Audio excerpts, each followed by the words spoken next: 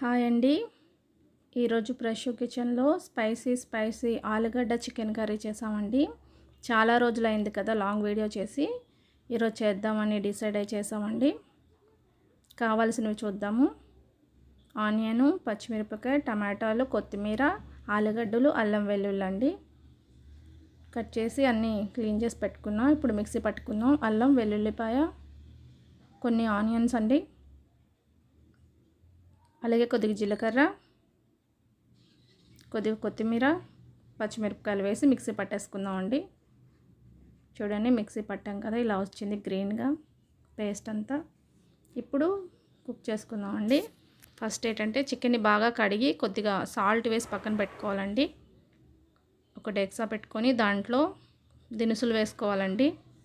దినుసులు వేడయ్యాక onions cut చేసి పెట్టుకున్న ఆనియన్స్ వేసి అవి ఫ్రై అవుతుండగా కడిగి పెట్టుకున్న చికెన్ వేసుకోవాలండి. మొత్తం చికెన్ వేసేసుకున్నాక ఒకసారి కలుపుకోవాలి. చూడండి, కొద్దిగా ఉడికిన తర్వాత పసుపు వేసుకోవాలండి.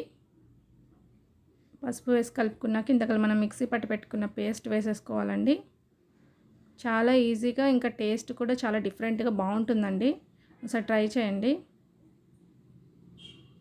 మొత్తం కలిపేసుకుందాం ఒకసారి.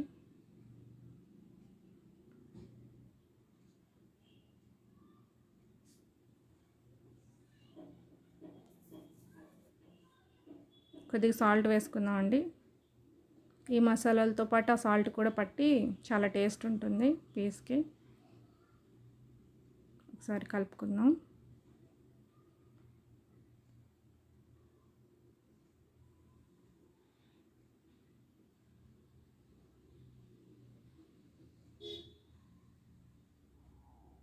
కొద్దిగా కారం వేసుకుందాం అండి. సరిపడంత వేసుకోండి, ఎందుకంటే మనం ఆల్రెడీ పచ్చిమిరపకాయలు వేసుకున్నాం కనుక ఇంకా మసాలాలు కూడా వేసుకోవాలి కనుక చూసుకొని వేసుకోండి. కారం వేసుకునేటప్పుడు మంచిగా కారం వేసుకున్నాక ఒకసారి కలుపుకోవాలండి.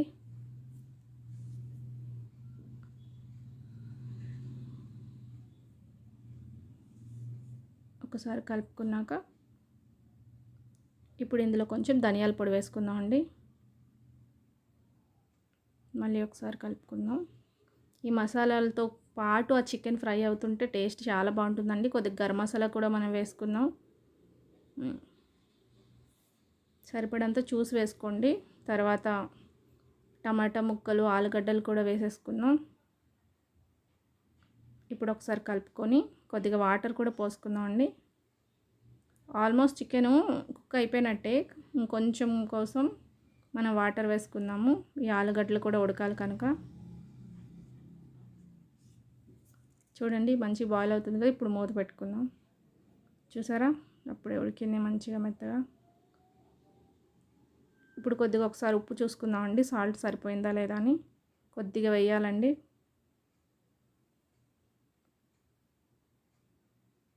కొద్దిగా చికెన్ మసాలా కూడా ఇప్పుడు వేసుకోవాలండి. మంచిగా చికెన్ మసాలా వేసేసుకుని ఒకసారి కలుపుకుందాం.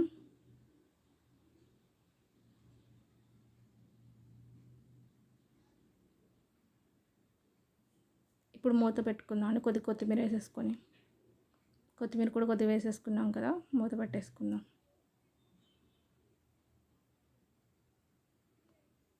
ఒకసారి తీసి చూద్దామండి. చూడండి, మంచిగా ఆల్మోస్ట్ అయిపోయినట్టే.